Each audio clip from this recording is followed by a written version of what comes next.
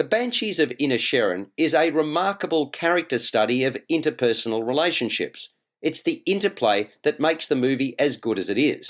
5, 4, 3, 2, 1. Cue music. This is Movies First with Alex First. What does it take to ruin a friendship? Well, we find out in the latest eclectic endeavour from writer and director Martin McDonagh. He has a way of looking at the world that's decidedly different. That sensibility has been the hallmark of his canon of films, which includes In Bruges, 7 Psychopaths, and 3 Billboards Outside Ebbing, Missouri. The Banshees of Inisherin continues that trend. Inisherin is a made-up name for where the film is set, namely a small, picturesque island off the coast of Ireland. Pedrick, played by Colin Farrell, and Colm Doherty, Brendan Gleeson, have been lifelong friends. But now, for no apparent reason, Doherty wants to sever the link between them. He wants nothing to do with Pedrick. He doesn't even want Pedrick to address him. It's very unusual behaviour, to say the least, and the island is abuzz. The first question everyone asks is whether the pair have been feuding, and the answer is an equivocal no. So, early on, we do find out why Doherty has decided to ditch Pedrick. But as extraordinary as that is, it's nothing compared to the consequences of Pedrick continuing to engage with Doherty. Doherty is a composer and fiddle player. He goes to extreme lengths to see his wish fulfilled. Pedrick's sister, Siobhan, Kerry Condon, whom he lives with, sees close hand what an impact Doherty's edict is having on her brother, and she doesn't like it one little bit. Beautiful that it is, Inisherin is a lonely and isolating place, and Siobhan sees her life slipping by, so she has an important decision to make. Meanwhile, a subplot involves a somewhat dull resident and drinking companion of Pedrick, Dominic Kearney, played by Barry Keoghan, and his policeman father, Pedder, Gary Lydon. Kearney often blurts out the wrong thing, while his father has issues of another sort. And then there's the island's resident witch-like ghoul, who creeps out Pedrick. The Banshees of Inisherin is a remarkable character study of interpersonal relationships. It's the interplay that makes the movie as good as it is. The acting is top shelf all the way. Farrell is riveting as a man perplexed who just won't let go of his desire to maintain his strong association with his best friend.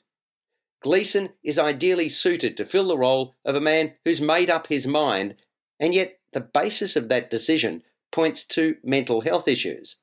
Condon makes the most of her persona as a woman who's stoic but trapped.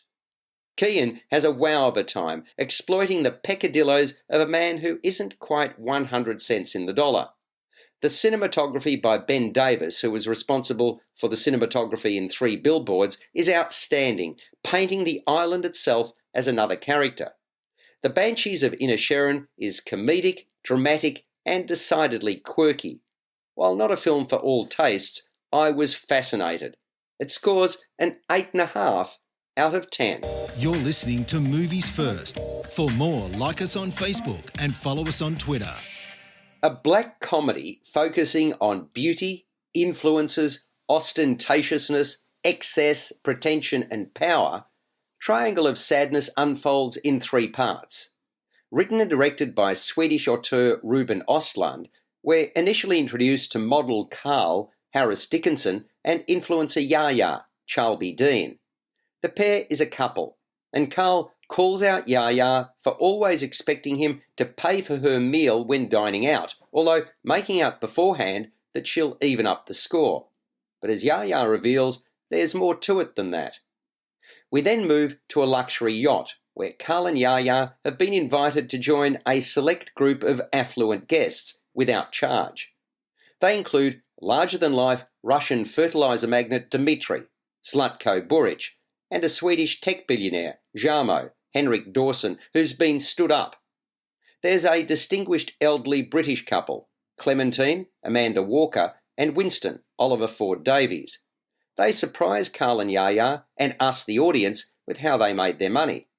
Among others is stroke victim Therese, Iris Bourbon, who's lost the power of speech save for repeating the German phrase in den Wolken, which translates as in the clouds.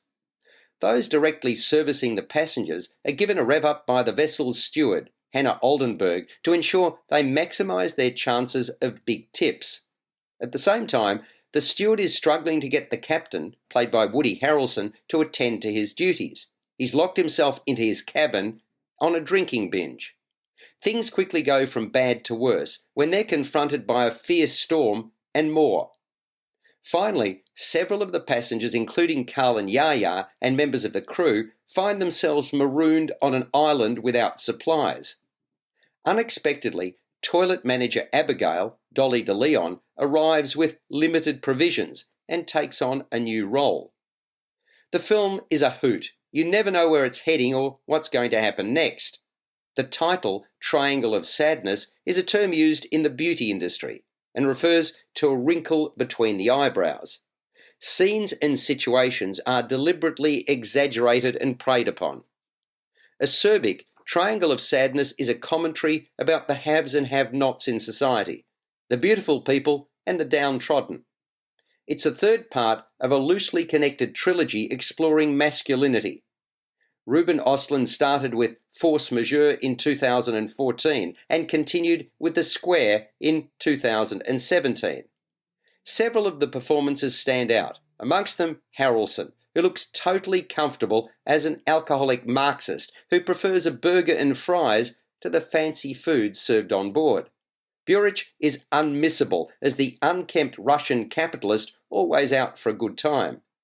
De Leon is a surprise packet as someone readily able to take advantage of the situation in which her character finds herself. The straight-laced delivery of Amanda Walker and Oliver Ford Davies in disarming Carl and Yaya is undoubtedly one of the film's many highlights. And then there's that dynamic between Carl and Yaya, so wonderfully captured by Dickinson and influencer Dean, who bounce so well off each other. Unfortunately, for rising South African-born star Dean, after making this film, tragedy followed. She died after contracting a viral infection, having had her spleen removed following a car accident in the year 2008. That made her more vulnerable to the risk of serious infection. Triangle of Darkness, like its predecessor The Square, won the Palme d'Or at Cannes for good reason. It's quite a bizarre and unpredictable film that pushes boundaries. It doesn't set a fast pace and will not suit all tastes, but it certainly wins my plaudits for originality and execution. It scores an 8 out of 10. Movies First with Alex First. Lyle, Crocodile is fanciful fun for the whole family. It's lightweight fare that will put a smile on the faces of littlies, their parents and grandparents. It's a live-action CGI musical comedy, a bit of colour, song and silliness to soften even the hardest of hearts. Hector P. Valenti, played by Javier Bardem, is a wannabe big crowd entertainer, the operative word being wannabe. He's a New York City song and dance man with a great deal of front, whose routines have not resonated. After being rejected for the umpteenth time from a television talent show, Valenti is told he needs to kick things up a gear. So it is that the colourful but disappointed character and schemer spots and walks into an exotic animal's pet shop. There, in a cage, he finds a cute, green, infant-singing crocodile, the voice of Shawn Mendes. With stars in his eyes, Valenti takes the croc, whom he names Lyle, home and begins working with him, preparing him for his stage debut. Only when that big moment comes, Lyle freezes. The critter gets a massive case of stage fright in front of a full house. As a result, Valenti, who's put his house on the line to fund the show, is forced to move out. But Lyle stays, with instructions to play dead if anyone spots him. In time, an uptight family, the Prims, move in. Young son Josh, Winslow Fegley, fears the big city and the dangers it poses. He's regarded as a little weird. His mother, Constance Wu, is also a worrywart, while Dad, Scott McNary, is a straight-laced teacher. While Josh jumps at shadows, imagine his shock when he chances upon Lyle in the attic after hearing music emanating from a grate in the ceiling. Suddenly, his life changes forever, for the better. Lyle becomes a constant, and Josh, his mum and dad, become bolder as a result. But trouble lurks in the form of a recalcitrant neighbour, Mr. Grumps, played by Brett Gelman, who dotes on his pet cat, but has an antipathy towards fellow humans. And the self-centred Valenti re-enters the picture, ensuring more hijinks. With a screenplay by Will Davies, based on a book series by Bernard Waber, the film is perfectly pitched at young families. Notwithstanding a few flat patches, Lyle Crocodile excelled when it descended into mayhem. Lyle's interactions with Josh and his parents, including dumpster diving, cooking and wrestling, were particularly noteworthy. And even though I wasn't totally convinced about the lip-syncing, Lyle's tuneful pop songs, courtesy of Shawn Mendes, hit the mark. Some of the biggest laughs come courtesy of the cat, which appears to enjoy Josh's company. Javier Bardem amps up his portrayal of the entertainer who's happy to break all the rules. One of the finest moments is when Lyle wins over Mrs. Prim, and she lets down her guard.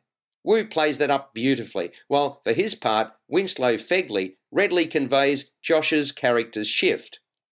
Directed by Josh Gordon and Will Speck, who were responsible for Office Christmas Party, Lyle Crocodile is easy on the eyes and ears and deserves to attract an appreciative young audience. It scores a 7.5 out of 10. You've been listening to Movies First with Alex First. Available at Apple Podcasts, Google Podcasts, Spotify, iHeartRadio, or your favourite podcast player. You can also stream on demand at Bytes.com. This has been another quality podcast production from Bytes.com.